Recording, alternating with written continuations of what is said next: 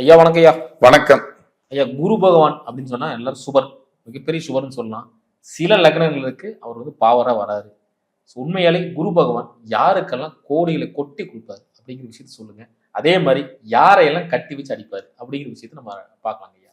கண்டிப்பா அருமையான ஒரு கேள்வி. கண்டிப்பா. ஏன்னா அதுக்கு முன்னாடி இந்த குருவோட சொல்லிருங்க ஐயா. கோடிகள் கொட்டி கொட்டி கொடுக்கக்கூடிய ராசி நேயர்கள் எந்தெந்த ராசியில் கோடிகளை கொண்டு தராரு? அதாவது நல்ல ஒரு அருமையான தலைப்பு.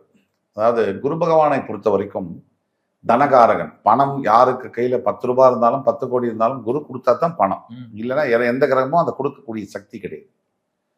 இந்த குரு பகவானை பொறுத்த வரைக்கும் நம்ம சமுதாயத்துல எல்லாருக்குமே என்ன நினைப்பு அப்படின்னா, குரு பார்வை, குரு வந்துட்டாரு, எனக்கு சூப்பர், குரு தசை சூப்பரா இருக்கும், வாழ்க்கையிலேயே நம்பர் 1 தசை குரு தசை தான் அப்படின்ற மூட நம்பிக்கை. சரியா நான் சொல்லணும்னா மூட நம்பிக்கை பரவலா இருக்கு. நம்ம வெகுஜன தமிழ் மக்கள், தமிழ் அன்பு நெஞ்சங்களுக்கிடையே என்னன்னா, ஜோதிடம் என்பது ஒரு மாயம், இதுல நிறைய மேஜிக் மாயாஜாலம்லாம் இருக்குன்ற நம்பிக்கை இருக்கு. அதுல ஒரு மாயாஜாலமா அந்த குரு திசை, குரு பார்வை அப்படின்றது இருக்கு. உண்மை அப்படிங்கிற பட்சத்துல பார்க்கும்போது குரு பார்வை எல்லாருக்கும் நன்மை தருவதில்ல. குரு ஸ்தானம், குரு தசை எல்லாருக்கும் நல்லதை செய்வதில்லை. குரு பகவானை பொறுத்த வரைக்கும் கூட அவருக்கும் நட்பு கிரகங்கள், பகை கிரகங்கள் என்பது உண்டு. இப்ப நீங்க கேட்ட கேள்வி எப்படி, ஒரு நல்ல பலனை தரக்கூடிய குரு பகவான் எவ்வளவு சுபத்துவமாக இருந்தாலும் அவர் உங்கள் லக்னத்தின் அடிப்படையில் உங்களுக்கு பலனை தருவார். ஒரு எடுத்துக்காட்டுக்கு, குருவுடைய பொசிஷன் எவ்வளவு நல்லா இருந்தாலும் ரிஷப லக்னம், துலா லக்னம், இவங்களுக்கு குரு நல்லதை செய்யறது இல்லை. அந்த குரு எவ்வளவு நல்லா இருந்தாலும் மாறாக ரிஷப லக்னத்துக்காரங்களுக்கு, துலா லக்னத்துக்காரங்களுக்கு கெட்டு போயிருந்தா நல்லது செய்யறது. நம்ம அப்படி எடுக்க வேண்டியதா இருக்கு. இதுதான் ஜோதிடத்துடைய சூட்சமம். எல்லாருக்கும் எல்லா கிரகமும் நல்லதையோ கெடுதலையோ செய்யறது இல்லை, செய்யாது. இது நம்ம புரிஞ்சுக்கணும் வித்தியாசத்தை. தவிர வதந்திகளை நம்பக்கூடாது.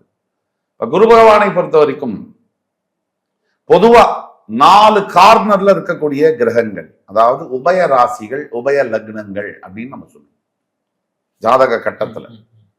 அதுல குரு பகவானுக்கே 2 வீடு வந்துடும். அதாவது மீனம் 1, தனுசு 1 வந்துடும். குரு பகவானுக்கு ஆப்போசிட்ல மிதுனமும் கன்னியும் வரும். இதுல மிதுனம் கன்னிக்கு ஏன் பேசுறோம் அப்படின்னா, மிதுனம் கன்னிக்கு எதிர் 7ஆம் இடத்துக்கு அதிபதி குரு. மிதுனத்துக்கு 7ஆம் இடம் தனுசு, கன்னிக்கு 7ஆம் இடம் மீனம், கன்னிக்கு 7ஆம் இடம் மீனம்.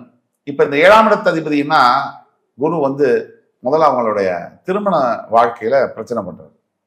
திருமணத்தை தள்ளி போடுறது மட்டும் இல்லாம, லேட்டா திருமணமானவங்களுக்கும் நல்ல மனைவி, நல்ல கணவன் அமையாம, நல்ல திருமண வாழ்க்கை இல்லாம, அதுல சிக்கல், அதுல சங்கடங்கள், பொருளாதார சிக்கல்கள், குழந்தை பேரு பிரச்சனை எல்லாம். குருதான் புத்திர காரகனும் கூட. இப்படி பல பிரச்சனைகளை ஏற்படுத்துகிறார் 4 லக்னங்களுக்கு, 4 ராசிகளுக்கு. ரிஷபம், துலாம், கன்னி, மிதுனம், இந்த ராசிக்காரர்கள், இந்த லக்னக்காரர்களுக்கு குரு ஆபத் சகாயேஸ்வரர் அல்ல, ஆபத்தை கொடுப்பவர். ஆனா சில இடங்களில், சில நேரங்களில் பார்வை பலம் மூலம் நல்லதை செய்பவர். இப்படி வச்சுக்கலாம். பெரும்பாலும் பார்வை போது குரு பார்வை நல்லதா இருக்கு 90%. 90% அடிப்படையில் 10% அதுலயும் சூட்சமும் இருக்கு. நீச்ச பார்வை இருக்கக்கூடாது, பாவ கிரகத்தோட சேர்ந்த குருவுடைய பார்வை இருக்கக்கூடாது. இப்படி பலது இருக்கு. அப்ப இந்த 4 ராசிகளை பெல்ட் எடுத்து அடிக்கிறார் குரு பகவான். நீங்க ரிஷபம், துலாம் ராசிக்காரர்களை, குறிப்பா குரு தசை நடக்கக்கூடியவர்களை போய் hello, how are you, good morning, குரு தசை நடக்குதா, எப்படி இருக்கு அப்படின்னு கேட்டீங்கன்னா, ஒண்ணு உங்களை கத்தியால குத்திடுவாங்க, இல்ல தன்னையே கத்தியால குத்திக்குவாங்க.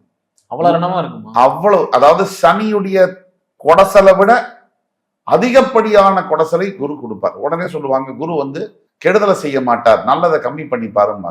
அது ஒரு சில நிலைகள்ல. பெரும்பாலும் ரிஷபம், துலாம் லக்ன ராசிக்காரர்களுக்கு குருவுடைய பார்வை நல்லதை செய்யும். குருவுடைய சேர்க்கை, குருவுடைய ஸ்தானம் கெடு பலனையே தரும். அப்ப அவங்க என்ன பண்ணுவாருன்னா, ரிஷபம், துலாம், ரிஷபத்துக்கு அஷ்டமாதிபதி, துலாத்துக்கு ரோகாதிபதி. ரிஷப லக்னத்துக்கு, ரிஷபராசிக்காரர்களுக்கு குரு திசை நடந்தால் அவர்களுக்கு உடல் ஆரோக்கிய கோளாறுகளை நிரந்தரமாக குரு கொடுப்பார். அதே துலா லக்ன, துலா ராசிக்காரர்களுக்கு குரு திசை நடந்தால் பணத்தை எல்லாம் கம்ப்ளீட் காலி பண்ணிட்டு நடுத்தெருவில் நிறுத்தி வைக்கிறார் குரு பகவான். இதை சொல்லும் போது உடனே ஏற்கனவே நேரம் சரியில்லை, நான் ரிஷப லக்னம் துலா லக்னம் குரு திசை நடக்குது, நீங்க வேற இப்படி சொல்றீங்களே. ஒண்ணு வச்சுக்கலாம், மருத்துவர்கிட்ட போய் உட்கார்ந்து நமக்கு தலை வலிக்குது, ஏற்கனவே மருத்துவர் ஆஸ்பத்திரிக்கு போய் தலை வலிக்குதுன்னு நம்ம சொல்லலாமா? அப்படின்னா தலைவலினா சொல்லித்தான் ஆகணும், ஊசியை போட்டுதான் ஆகணும். நாம சொல்றது பிரச்சனை இருக்கு, இதை கவனமாக இருக்கணும், இதை தீர்வு காணணும்.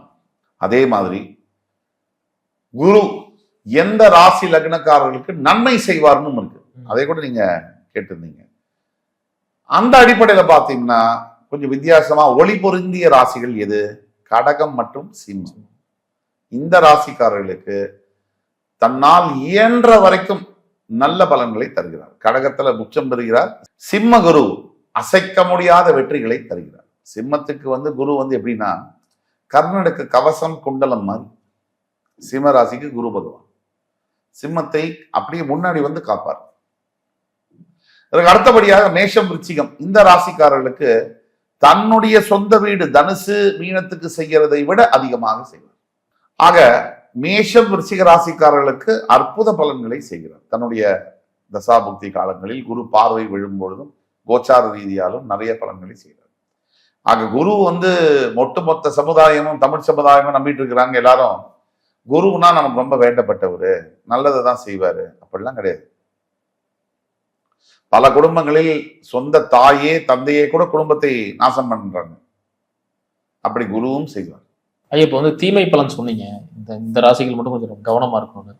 உங்க சைட்ல இருந்து ஒரு ரெமிடினா என்ன மாதிரி கோயில் வழிபடுன்னு சொல்லுங்க. குரு பகவான் சம்பந்தப்பட்ட தசாபுக்தி தொந்தரவுகள் தோஷங்கள் இருக்கக்கூடியவர்களுக்கு பிரச்சனை என்னன்னா, தீர்வு அப்படி என்னன்னா, இந்த பிரச்சனைகளுக்கு முக்கியமான ஒரு தீர்வு இவங்களுக்கு பாடம் சொல்லி கொடுத்த ஆசிரியர்கள்.